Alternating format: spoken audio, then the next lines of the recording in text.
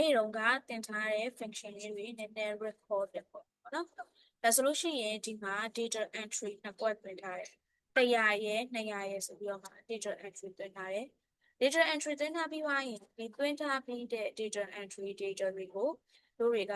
အပေါင်းတော့အမြောက်စာလုပ်နေပေါ့နော်။ basis calculation မနေ့တုန်းက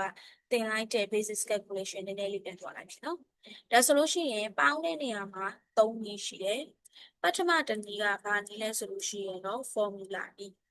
ဒါဆို formula ကကြာလို့ရှိရင်တော့ equal to ရှိမယ် cell ကွက် click နေတယ်ပြီးသွားရင်အပေါင်းလက္ခဏာပြီးသွားရင် cell ကွက် click နေတယ်ပေါင်းမှဖြစ်တဲ့အတွက်သူကအပေါင်းလက္ခဏာသုံးတယ်ပေါ့နော်အဲဆို enter ခေါက်လိုက်မယ်အဲဆိုပေါင်းနဲ့ဖြေရလိုက်ဒါကဘာနည်းနဲ့တွက်လိုက်တာဆို formula နည်းနဲ့တွက်လိုက်တယ်နောက်တစ်ခုကဘာနည်းနဲ့လဲဆိုလို့ရှိရင်တော့ function နည်းနဲ့တွက်ပါfunction နည်းနဲ့တွက်မယ်ဆိုရင် equal sum တန်းရပြီးသွားရင်ဝင်စပြီးသွားပြီဆိုလို့ရှိရင် selection မှတ်ပြီးသွားပြီဆိုလို့ရှိရင်ဝင်ပြန်ပိတ်မယ်ပြီးသွားပြီဆိုလို့ရှိရင် enter ဒါဆိုလို့ရှိရင်တို့တွေကတွက်ထားပြီးသားပေါင်းထားပြီးသားအဖြေရလာမယ်နော်ဒါဆိုလို့ရှိရင်နောက်တစ်နည်းကဘာနည်းလဲဆိုလို့ရှိရင် auto sum auto sum နည်းကအဖြေထားမယ့်နေရာမှာ click နေမယ် home tab ထဲမှာရှိတဲ့ဒီဘက်မှာရှိတဲ့ auto sum ဒါဆိုလို့ရှိရင်ဒီနေရာမှာသူက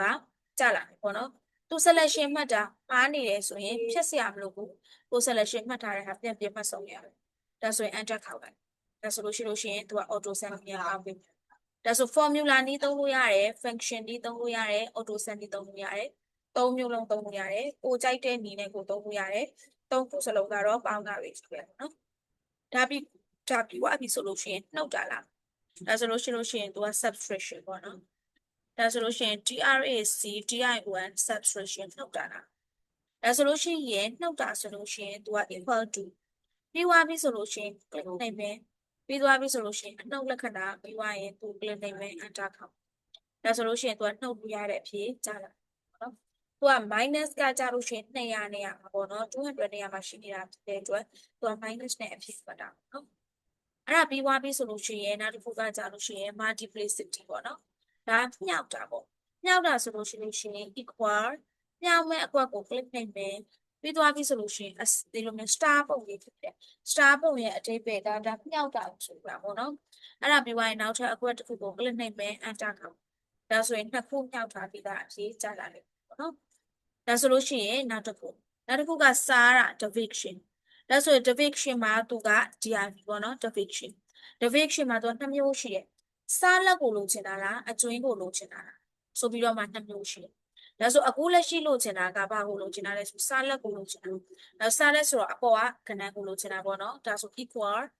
ပြီးသွားပြီဆိုလို့ရှိရင် t gain ကို click နိုင်တယ် t gain တော့ဘယ်ဟာကိုဒီမှာလဲ t gain click နိုင်မယ် slash ခံမယ်စား gain click နိုင်မယ်ဘယ်ကဏ္ဍနဲ့စားမှာလဲပြီးသွားရင် enter ခေါက်ဒါဆို 0.5သူဒီစားလက်ကိုလိုချင်တာဖြစ်တဲ့အတွက်ဘာဖြစ်နေလဲဆိုလို့ရှိရင်တော့စားလို့မပြတ်ရင်ပြတ်တဲ့အထိစားထားပြီးရတယ်ဒါကြောင့်မို့လို့ဒသမနဲ့ထွက်နိုင်တယ်စားလို့ပြတ်တယ်ဆိုရင်ဒသမနဲ့မထွက်ပေါ့နော်စားလို့မပြတ်ဘူးဆိုလို့ရှိရင်ဒသမနဲ့ထွက်နိုင်တယ်ဒါဆိုလို့ရှိရင်နောက်တစ်ခုကကြာရင် modulus ဆိုတာကကြာလို့ရှိရင်တော့အကျွင်းရှာမယ်ဆိုလို့ရှိရင်သူက equal mod လို့ရေးပြရမယ် modulus ဖြစ်တဲ့အတွက် mod ပြီးသွားရင်ဝင်စ t gain ကို click နိုင်မယ်ပြီးသွားရင် comma စား gain click နိုင်မယ်ပြီးသွားရင်ဝင်းပြန်ပိတ်မယ် enter ခေါက်ဒါဆိုသူကဘာရလာမှာလဲဆိုအကျွင်းရလာမယ်အကျွင်းပေါ့နော်အကျွင်းရလာလိမ့်မယ်အဲ့ဒါပြီးသွားပြီဆိုလို့ရှိရင်နောက်ထပ်တစ်ခု